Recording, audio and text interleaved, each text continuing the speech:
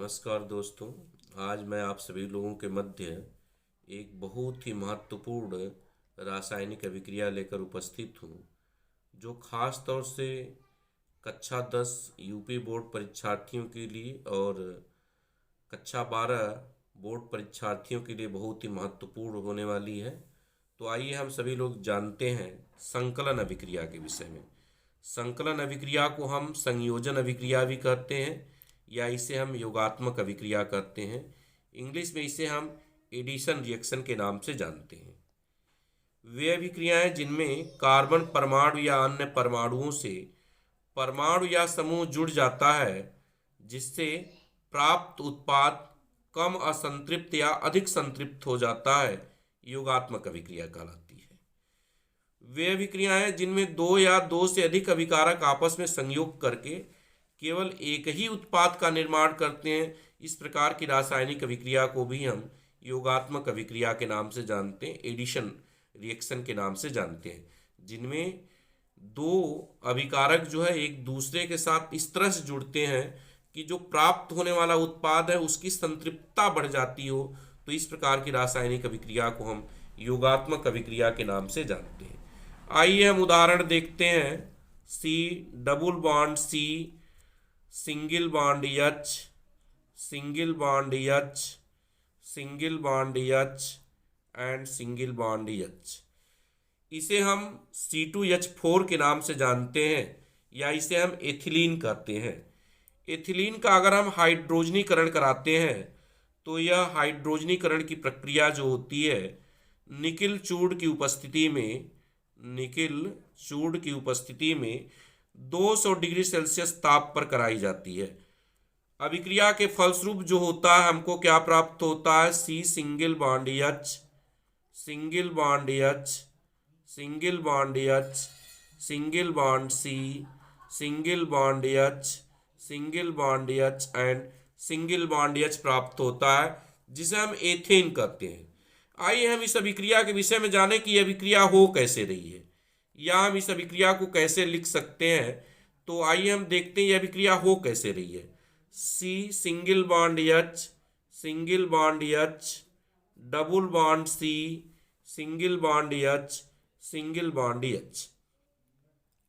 यहां पर यह जो डबल बॉन्ड है वह ब्रेक कर रहा है, इस कार्बन से इस कार्बन की तरफ यह ब्रेक कर रहा है।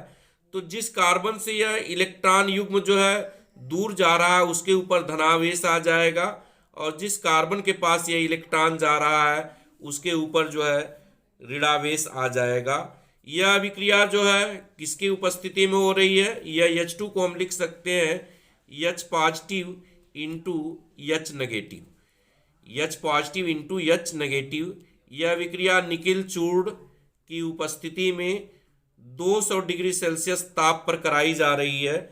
तो हमको क्या प्राप्त हो जाएगा?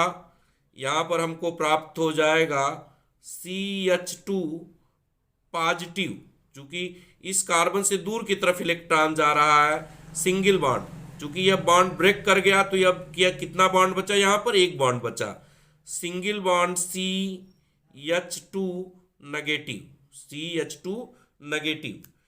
सबसे पहले जो होगी H नेगेटिव के सापेक्ष हम अभिक्रिया करा देंगे, H नेगेटिव के साथ अभिक्रिया करा देंगे। तो यह H नेगेटिव कहाँ जाके जुड़ेगा? पॉजिटिव के साथ जुड़ेगा, चूंकि विपरीत आवेश एक दूसरे को आकर्षित करते हैं।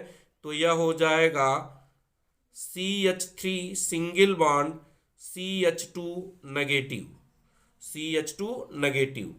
अब यह अभिक्रिया जो होगी H पॉजिटिव आयन के सापेक्ष होगी, H पॉजिटिव आयन के साथ होगी। तो यह बन जाएगा आपका H3C single bond CH3, H3C single bond CH3, जिसे हम सामान्यतः जो होते हैं एथेन के नाम से क्या करते हैं? जानते हैं। इसी तरह से आइए हम एक दूसरी रासायनिक अभिक्रिया उठाकर देख लेते हैं। दूसरा उदाहरण देखते हैं। CH2 डबल बॉन्ड CH2, इसका हम ब्रोमीन जल के साथ अभिक्रिया कराते हैं, Br2 के साथ अभिक्रिया कराते हैं। तो Br2 के साथ अभिक्रिया कराने के फलस्वरूप हमको क्या प्राप्त हो जाएगा? Br CH2 single bond CH2Br, Br CH2 single bond CH2Br।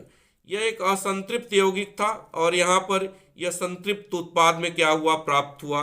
इसको हम किस तरह से लिख सकते हैं, यहाँ पर देखिए CH2 डबल बॉन्ड CH2, यहाँ से एक बॉन्ड क्या करेगा, ब्रेक करेगा। कैसे ब्रेक करेगा, इस Br2 को हम लिख सकते हैं Br positive into Br negative. अब यहाँ पर ये जो कंपाउंड है ये हो गया क्या, CH2 positive single bond CH2 negative. चूंकि इस कार्बन से इलेक्ट्रॉन जो है दूर की तरफ जा रहा है इसलिए इसके ऊपर धनावेश, चूंकि इस पर जा रहा है इसलिए इसके ऊपर ऋणावेश। सबसे पहले हम क्या करेंगे, Br नेगेटिव के सापेक्ष अभिक्रिया करा देंगे, तो यह नेगेटिव पॉजिटिव के साथ जुड़ेगा तो बना लेगा Br CH2 single bond CH2 negative.